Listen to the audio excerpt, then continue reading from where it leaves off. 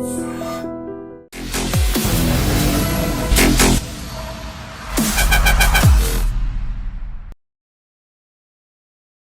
to this candid conversation exclusively on iDream. ఈ దుర్యోధన దుశ్శాసన దుర్వినీత లోకంలో రక్తాశ్రులు చిందిస్తూ మాట్లాడుతున్నాం శోకంతో. నిర్భయ ఘటన జరిగి కొన్నేళ్ళు అయిపోయింది. ఆ తర్వాత చట్టాలు కూడా వచ్చాయి. కానీ నిర్భయ ఘటన క్రూరంగా ఉందని చెప్పి దేశమంతా వాపోయింది.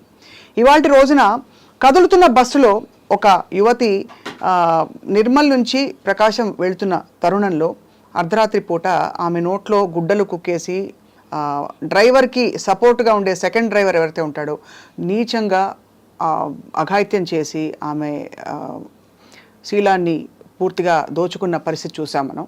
ఏమనాలో కూడా తెలియని పరిస్థితుల్లో ఇవాళ చర్చను పెట్టాం. అంటే పబ్లిక్ సేఫ్టీకి కూడా మనం నోచుకోలేకపోతున్నాం అన్న కఠోరమైన వాస్తవం మనకి చెంపచెళ్ళు అనిపిస్తోంది. మనతో పాటు ప్రగతిశీల మహిళా సంఘం రాష్ట్ర అధ్యక్షురాలు, అందరికీ సుపరిచిత మహిళా ఉద్యమకారిణి ఝాన్సీ గారు ఉన్నారు. ఝాన్సీ గారు నమస్కారం అండి. నమస్తే. చాలా డిస్టర్బింగ్గా ఉందండి. కానీ ఇప్పుడు ఫ్రాంక్గా చెప్పాలంటే ఇదేదో లెక్కలు ఈ వారం ఒక 4 జరిగాయి ఇలాంటి సంఘటనలు అని చెప్పుకునే దుస్థితికి మనం చేరుకున్నాం. ఏం జరుగుతుంది అసలు? ఈ సంఘటనలో ఏం జరిగిందంటారు? ఎక్కడ పొరపాటు జరిగింది? జనరల్గా మహిళలు బయటికి రావాలి అంటేనే భయపడేలాంటి సంఘటనే ఇది. ఒక 12 సంవత్సరాల క్రితం నిర్భయ సంఘటన జరిగితే, నిర్భయ సంఘటన జరిగినప్పుడు జనమంతా కూడా గగ్గోలు పెట్టి ఇదేంటి ఒక పబ్లిక్ ప్లేస్లో కూడా స్త్రీకి సేఫ్టీ లేకుండా పోతుంది ఏంటి అనేటువంటి ఒక దానిపైన ఆందోళన చెందాము. దానిపైన ఒక కమిటీని వేశారు. కమిటీని వేసిన తర్వాత ఒక నిర్భయ చట్టం తీసుకొచ్చారు. నిర్భయ చట్టం తీసుకొచ్చిన తర్వాత అమలు జరుగుతున్నటువంటి తీరు ఇదంతా కూడా మేము మధ్యలో ప్రగతిశీల మహిళా సంఘాలుగా అనేక మంది ఆందోళన చెందుతున్నటువంటి పరిస్థితి ఉంది. నిర్భయ ఒక ఘటన జరిగితే ఆ ఘటన మీద వెంటనే విచారణ జరిపి శిక్షలు వేయడం కానీ దానిపైన సంవత్సరాల తరబడి చేసేటువంటి ఒక ప్రక్రియలాగా ఇది కొనసాగుతుంది. ఇటీవల కాలంలో అంటే ఒక ఇన్సిడెంట్తోనే మనం దీన్ని దాని వరకే పరిమితమై కాకుండా అసలు ఇవాళ 6 ఏళ్ల అమ్మాయి పైన 8 సంవత్సరాల అమ్మాయి పైన ఎక్కడ పడితే అక్కడ అవును అత్యాచారాలు ఇవన్నీ కూడా జరుగుతున్నటువంటి, అంటే ఒక రకంగా ఆడవాళ్ళని చూస్తేనే వీళ్ళు దీనికి తప్ప ఇక దేనికి పనికిరారు అనేటువంటి ఆలోచన దృక్పథం అనేటువంటిది ఒకటి విపరీతంగా పెరిగిపోతున్నటువంటి ధోరణి. అందులో గత 10 సంవత్సరాల కాలంలో చూస్తే విపరీతంగా పెరిగాయి. కానీ అంటే అది ఒక్కటే కాకుండా ఏం చేసినా కూడా చట్టం బాగా డిలే చేస్తుంది, లేదు మనం తప్పించుకుంటాం అనే ఒక ధీమా లేకపోతే ఇంతటి ఘోరానికి పాల్పడతారు. పోనీ ఏదో డ్రైవర్ పక్కన ఎవరో అనామకుడు అంటే కూడా మనం క్షమించలేం, కానీ డ్రైవర్ పక్కన ఒక బాధ్యత గల మరో డ్రైవర్ అంటే అసలు రక్షణ కల్పించాల్సింది వాళ్ళు. ఎవరైనా బస్సులో ఇంకొకళ్ళని ఎవరైనా అంటే మీరు ఎందుకు అంటున్నారు అట్లా అనడం సరైనది కానీ చెప్పాల్సిన స్థానంలో ఉన్నటువంటి వ్యక్తి దాన్ని అడ్వాంటేజ్గా తీసుకొని అతను చేయడం అనేటువంటిది చాలా ఘోరమైనటువంటి విషయం.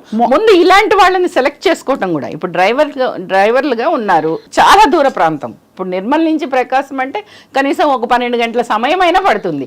ఈ 12 గంటల సమయంలో వీళ్ళ యాటిట్యూడ్ ఎట్లా ఉంటది అనేటువంటి అబ్జర్వేషన్ కూడా కానీ ఆ సంస్థలకు లేదు. ఆ తీరిక ఎట్లా వస్తుంది ఝాన్సీ గారు? లేదు. ఇప్పుడు మొన్న ఇక్కడ మనకి హైదరాబాద్ దగ్గర 4 ఏళ్ల పిల్లని బాత్రూంలోకి వెళ్ళి అఘాయిత్యం చేసిన సంఘటన బయటపడింది. వాళ్ళ పరిస్థితి ఏమైంది? ఏం న్యాయం జరిగింది వాడికి అసలు? అంటే రేపు అలాగే ఇలాంటి సంఘటనలు వేధింపులు అన్నవి షరామామూలు అయిపోయాయి, సర్వసాధారణంగా. మనం ఆ సంఘటనలో ఏమైంది?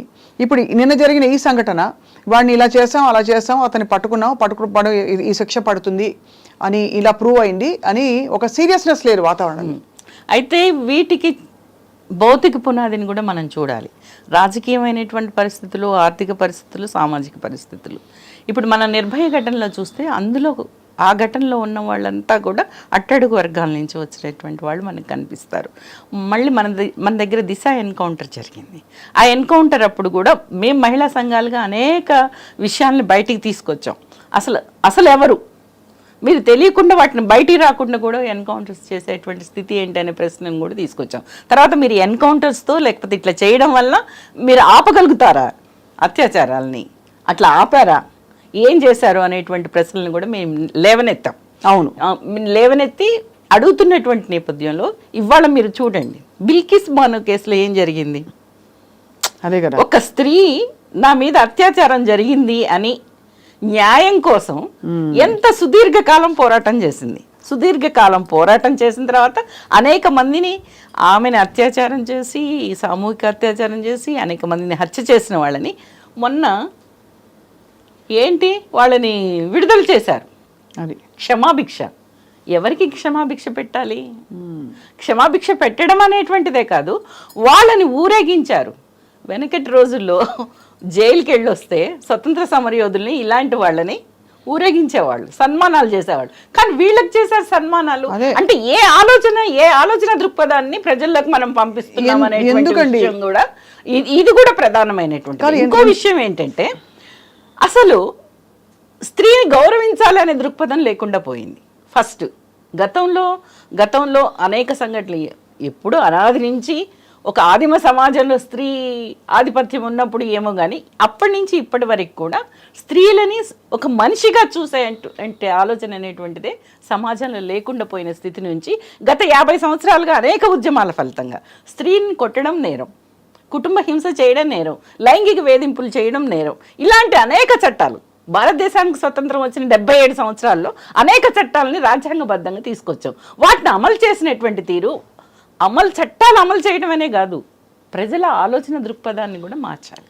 అవును, అలాంటి పరిస్థితి లేదు. ఈ మధ్య కాలంలో నేను చూసా ఒక దగ్గర, ఇంతకుముందు గతంలో అమ్మ వంట చేసేది, నాన్న పేపర్ చదువుకునేవాడు, ఇట్లా ఉండేది. మొన్న ఒక రాష్ట్రంలో నాన్న వంట చేస్తున్నాడు. ఎంత మంచి విషయం. అసలు మంట కూడా చెక్కలేదండి. చెప్తున్నా, అంటే ఆలోచన దృక్పథం అనేది, స్త్రీ కూడా ఒక మనిషి, ఆమెతో పాటు పనులు షేర్ చేసుకోవాలి, ఆమెను మన తోటి మనిషిలాగా చూడాలి, ఆమె భావాలకి ఆమె అభిప్రాయాలకి మనం గౌరవించాలి అనేటువంటి దృక్పథాన్ని ప్రచారం చేసేటువంటి స్థితి సమాజంలో లేకుండా పోతున్నటువంటి పరిస్థితి రోజు రోజుకు పెరుగుతుంది. అంటే ఇవన్నీ అంటే మనకి హంగులు ఇలాంటివి జరిగినప్పుడు, అంటే ఎక్కడో ఒక తండ్రి ఇంటికి, ఆ తల్లి ఇంటికి వచ్చేసరికి పని నుంచి తండ్రి వంట చేసి పెట్టడం, ఆయన కూడా డైపర్లు మారుస్తాడు, ఇలాంటి గ్లోరిఫైడ్ స్టోరీస్ కొన్ని చూసుకుంటాం. కానీ ఇది మౌలిక భద్రత. ఇప్పుడు ఒక ఆడ మనిషి ఒక ఊరు నుంచి ఇంకో ఊరికి వెళ్ళాలంటే ఒక స్లీపర్ బస్ ఎక్కితే ఎవరికైనా జరగచ్చు కదండి, ఇది జరగచ్చు. మరి ఎలా వెళ్తారు? దానికి ఎవరు జవాబుదారి చెప్పండి? అసలు ఉండే వాళ్ళు ఏం చేస్తారండి? చుట్టూ ఉన్నవాళ్ళు అక్కడే తొక్కి పెట్టాల్సింది నా అభిప్రాయం అయితే. నిజంగా అట్లా ఒక సంఘటన జరిగితే పోలీసులు వచ్చి పట్టుకొని వాళ్ళు వచ్చి అవన్నీ చేసేదాకా కాదు. నీ కళ్ళ ముందు ఒక విషయం జరుగుతుంటే నీ స్పందన ఏంటి? ఒక మనిషిగా నీ స్పందన ఏంటి? తోటి మనిషి మీద ఒక దాడి జరుగుతుంది, అది అత్యాచారమే కావచ్చు, ఒక రకమైన దాడి.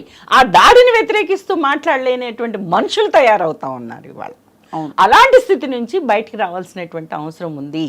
ఇది ప్రభుత్వాలు కూడా ఇవాళ ప్రబోధిస్తున్నటువంటి అనేక విషయాలని చూస్తున్నప్పుడు, ఇంతకుముందు భగత్ సింగ్ దేశ స్వతంత్రం కోసం పోరాడాడు, ఆయన బ్రిటిష్ వాళ్ళకి వ్యతిరేకంగా ఇవన్నీ చేశారు, ఇలాంటి చరిత్రలు లేవు ఇప్పుడు. అంటే ఇప్పుడు అసలు అంటే నమస్కారం పెట్టి అడుగుతున్నది సమాజంలో. కనీస భద్రతతో ఒక మహిళ ఒక ఊరు నుంచి ఒక ఊరికి ప్రయాణించడం సాధ్యమా? అది చేయడానికి కూడా వాళ్ళ ఆలోచన ఎట్లా మార్చాలనేటువంటిది ఉండాలి. నువ్వు మత్తు మందులు అలవాటు చేస్తావు, ఇవాళ ఎంత జరుగుతుంది ఇవాళ? ఎక్కడ చూసినా మత్తు మందు, ఎక్కడ చూసినా మద్యం, ఇవన్నీ తాగిన తర్వాత ఎక్కడ చూసినా ప్రోనో, ఇవన్నీ చూసిన తర్వాత ఆ మనిషికి ఏం ఆలోచన వస్తుంది? ఏం చేయాలన్న ఆలోచన వస్తుంది? అవతల వాళ్ళని గౌరవప్రదంగా చూడాలన్న ఆలోచన వస్తుందా? ఏమొస్తుంది? దీన్ని అంటే మన విధానాలు, అంటే ప్రభుత్వ విధానాల ప్రభావం కావచ్చు, సమాజంలో ఉన్నటువంటి స్త్రీ పట్ల ఉండేటువంటి పురుషాధిక్యత దృక్పథం కావచ్చు, ఇవన్నీ కూడా పనిచేస్తాయి. అవి మనం ఒక్క ఇన్సిడెంట్ ఒక్కదానికే పరిమితమై ఆలోచించాలి, రక్షణే. కానీ ఆ రక్షణని నిర్భయ సంఘటనలు జరిగినప్పుడు ఇలాంటప్పుడే కాదు, అది ఎల్లప్పుడూ కూడా స్త్రీల రక్షణ కోసం ఏం చేయాలి, అది స్త్రీల రక్షణ కోసం ప్రజల ఆలోచనలు ఏ విధంగా మార్చాలి. వీళ్ళు కూడా మనుషులే, వీళ్ళకి ఆలోచనలు ఉంటాయి, వీళ్ళకి అభిప్రాయాలు ఉంటాయి, వీళ్ళు ఈ సమాజంలో మనుషులుగా అన్ని రంగాల్లో పనిచేస్తున్నారు, అన్ని రంగాల్లో కూడా ముందుకొస్తున్నారు, ఈ సామాజిక అభివృద్ధిలో తమ భాగస్వామ్యాన్ని నిరూపించుకుంటున్నారు అనేటువంటిది ఉన్నప్పుడు దాన్ని ప్రచారం చేయడం అనేటువంటిది, దాని నుంచి మనం బయటికి వెళ్తే సహించరు వీళ్ళు అనేటువంటి విషయాన్ని కూడా బాగా తెలియాలి జనం. రెండో విషయం ఏం తెలియాలంటే, ఇవన్నీ చర్చ కూడా పెట్టరు. ఒక తప్పు జరిగితే తప్పు, అది శిక్ష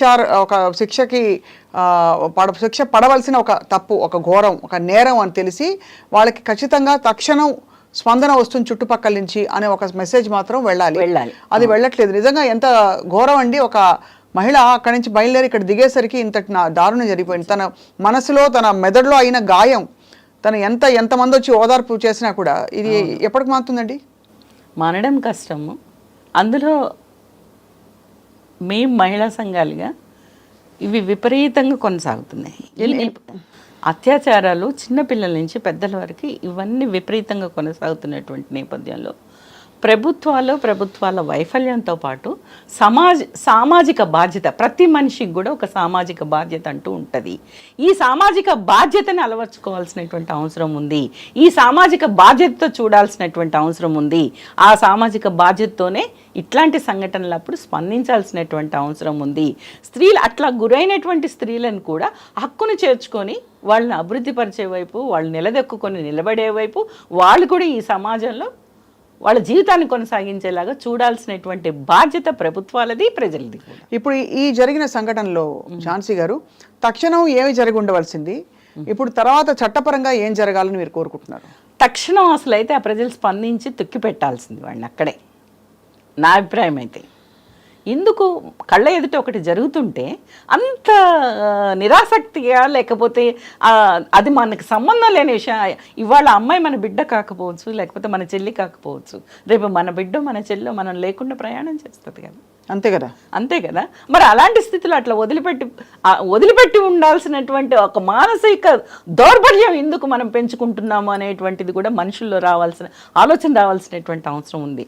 అలాంటి ఆలోచన కలిగించాలి ప్రజలకు, ముందు అది రావాలి. అవును, అది వస్తే ప్రభుత్వాలు కూడా అనివార్యంగా అలాంటి సంఘటనలు జరగకుండా ఏం చేయాలి అనేటువంటి దాని వైపు అవి కూడా ప్రయాణిస్తాయి అనేటువంటిది మేము భావిస్తూ ఉన్నాం. నిజంగా ఇలాంటి సంఘటనలు జరిగినప్పుడల్లా నిజం ఒక మానసిక వేదనే. ఒక స్త్రీ తన జీవితాన్ని కోల్పోతుంది. అవును, తన జీవితం అంటే ఇంకా జీవితాన్ని కోల్పోయిన తర్వాత ఏంటి అనేటువంటిది కూడా అట్లా ఉన్నటువంటి స్థితిలో, అదే సందర్భంలో ఒక మహిళా సంఘంగా మీరు అదే జీవితం అనుకోకండి అనేది కూడా చెప్తున్నాం. మీ తప్పు లేదు, మీ జీవితాన్ని కోల్పోవడంలో, లేకపోతే మీ మీద ఒక దాడి జరగడంలో మీ తప్పు లేదు. మీ తప్పు లేనప్పుడు మీరు ధైర్యంగా నిలబడండి, వాళ్ళకి శిక్షలు పడేలాగా చూడండి.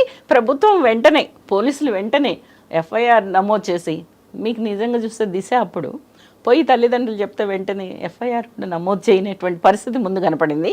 ఆ తర్వాత కంగారుగా అది ఎన్కౌంటర్ చేసిన స్థితి కనపడింది. కానీ తక్షణం స్పందించి వాళ్ళని వెంటనే అరెస్ట్ చేసి వాళ్ళ మీద ఎట్లాంటి చర్యలు తీసుకోవాలో కఠినమైనటువంటి ఆ చట్టాల ఏవైతే ఉన్నాయో ఆ చట్టాలను వెంటనే అమలుపరిచేటువంటి పద్ధతుల్లో ఉండాలి. కానీ అట్లాంటి అమలుపరిచేటువంటి ఆలోచన ఈ ప్రభుత్వాలు కొన్ని సంఘటనలు చూస్తున్నప్పుడు, అవును, ఇవాళ సమాజంలో జరుగుతున్నటువంటి మహిళా మల్ల యోధుల విషయం ఉంది, లైంగిక వేధింపుల మీద ఇష్యూ అయింది. ఎంత ఇష్యూ అయింది, అది ఏం నేర్పిస్తుంది, ఏం సందేశాన్ని ఇస్తుంది అంటే మేము అడుగుతున్నది. ఒక ఎంపీ అంటే ఒక పార్లమెంట్ మెంబరు అట్లా చేస్తే కూడా అసలు నేను పార్లమెంట్ మెంబర్, నేను ఎట్లా ఉండాలనే సోయి కూడా లేకుండా వ్యవహరిస్తుంటే, కనీసం అధికారంలో ఉన్నటువంటి వాళ్ళు ఇలాంటి వాళ్ళని మనం సహించకూడదు. సరే వాళ్ళు చేయలేదు, ప్రజ్వల్ కూడా వాళ్ళు చేయలేదు, కానీ ఆందోళన చేశారుగా. ఆందోళన చేసిన తర్వాత కూడా వాళ్ళకి సరైనటువంటి న్యాయం జరిగినటువంటి పరిస్థితి ఇవాళ ఉన్నటువంటి రాజకీయ సామాజిక పరిస్థితులు కనిపిస్తున్నటువంటిది ఉంది. రైట్. దీనికి వ్యతిరేకంగా కూడా మహిళా సంఘాలు ఎప్పటికప్పుడు గొంతెత్తుతున్నాయి. ఈ మాత్రమైనా ఇవాళ మేము కూర్చొని మాట్లాడగలుగుతున్నామంటే ఎంతో కొంత సంఘటిత పోరాటాలు చేయడం మూలంగానే మేము మాట్లాడగలుగుతున్నాం. ఈ మేరకు చట్టాలైనా, లైంగిక వేధింపుల నిరోధక చట్టం కావచ్చు, ఇంకా నిర్భయ లాంటి చట్టాలు కావచ్చు, ఇవన్నీ కూడా, పని స్థలాల్లో లైంగిక వేధింపు, ఇవన్నీ కూడా ఎంతో కొంత మేము మనకున్న రాజ్యాంగబద్ధంగా ఉన్నటువంటి హక్కుల్ని ఆసరాగా చేసుకొని చేసినటువంటి పోరాటాల ఫలితంగా మహిళలు సాధించారు. ఆ సాధించిన వాటిని అమలు చేయడంలో కూడా ప్రభుత్వాలు, అది అమలు చేయాల్సినటువంటి ఏజెన్సీస్ ఇవన్నీ కూడా నిర్లిప్తంగా వ్యవహరిస్తున్నారు. ఇలాంటి నిర్లిప్తతని బద్దలు కొట్టాల్సినటువంటి అవసరం ఉంది. ప్రభుత్వాలు వెంటనే ఇలాంటి ఘటనలు జరిగినప్పుడు స్పందించి, పైనుంచి కింది దాకా కూడా స్పందించి చర్యలు తీసుకోవాలనేటువంటిది మేము డిమాండ్ చేస్తా ఉన్నాం. రైట్ ఝాన్సీ గారు, ఖచ్చితంగా ఇది మరొక వ్యవస్థలోని, సమాజంలోని డొల్లతనానికి మరొక నిదర్శనం, తార్కాణం ఇది. కాబట్టి ఖచ్చితంగా దీనికి సరైన స్పందన రావాలి ముందు. అంటే వారానికి 2-3 ఇలాంటి సంఘటనలు అలవాటు అయిపోయి మనం ఇంకా ఏం స్పందించాలో కూడా తెలియని పరిస్థితికి వెళ్ళిపోయాం. ఇందాక మొదలుపెట్టినప్పుడు మనం అనుకున్నట్టు నిజంగా తక్షణం చుట్టుపక్కల వాతావరణం స్పందిస్తే ముందు అసలు ఆ చైతన్యం వస్తుంది జనంలో. ఇప్పుడు మేము చూస్తున్నాం కొద్దిగా గొప్ప మహిళలు చైతన్యవంతంగా ఉన్న చోట ఒక చిన్న మాట అనడానికి కూడా సాహసించరు. దారిని వెళ్తుంటే కూడా బనాయిస్తూ ఉంటారు కదా, చూస్తాం మనం చాలా రోడ్లు. సాహసించరు, ఎందుకు చేస్తారు, మనం చేస్తే ఊరుకోరు వీళ్ళు అని ఒక మెసేజ్ ఇప్పుడు సోషల్ మీడియా ఉంది కదండి, సోషల్ మీడియాలో నోటికి వచ్చినట్టు వాగుతున్నారు. అవును, అది దరిద్రులు అందరూ నోటికి వచ్చిన వాగడం పోస్ట్ చేయడం. కానీ ఇప్పుడు సైబర్ సెక్యూరిటీ కూడా చాలా టైట్ అయిందండి. సైబర్ క్రైమ్ పోలీస్ స్టేషన్ నేరుగా చెప్పిన విషయం, వాళ్ళు సుమోటోగా ఎక్కడైతే మహిళల్ని కించపరుస్తూ డైరెక్ట్గా మాటలు అంటూ బూతులు తిడుతూ కానీ ఇంకో మరో విధంగా కానీ వేధిస్తే సుమోటోగా దిల్ టేక్ ఇట్ అప్ అని చెప్పారు. సో ఇది తప్పకుండా అట్లా పెద్ద పెద్ద వాళ్ళు యాక్టర్స్గా ఉన్న వాళ్ళు అనేక మంది అనేక సందర్భాల్లో మాట్లాడుతున్న మాటలే మీరు ఇట్లా మాట్లాడకూడదు. మీ మాటల ప్రభావం ప్రజల మీద ఏ విధంగా ఉంటుంది అనేటువంటి విషయాన్ని కూడా అప్పుడప్పుడు మహిళా సంఘాలుగా మేము వాళ్ళకి గుర్తు చేస్తున్నాం. అట్లాంటి చర్యలు కూడా తీసుకుని కేసులు నమోదు చేసినటువంటిది కూడా ఉంది. రైట్ ఝాన్సీ గారు, తప్పకుండా ఈ చర్చని కొనసాగిద్దాం రాబోయే రోజుల్లో. ప్రతి వారం జరుగుతున్న ఈ సంఘటనలు నిజంగా అంటే మరింతగా పెరుగుతున్న ఈ క్రైమ్స్ చాలా కలవర పెడుతున్నాయి. ఏదో సమయంలో మేలుకొనే సమాజమే దీని నుంచి బయటపడచ్చని చెప్పి భావిస్తూ thank you all for watching this candid conversation.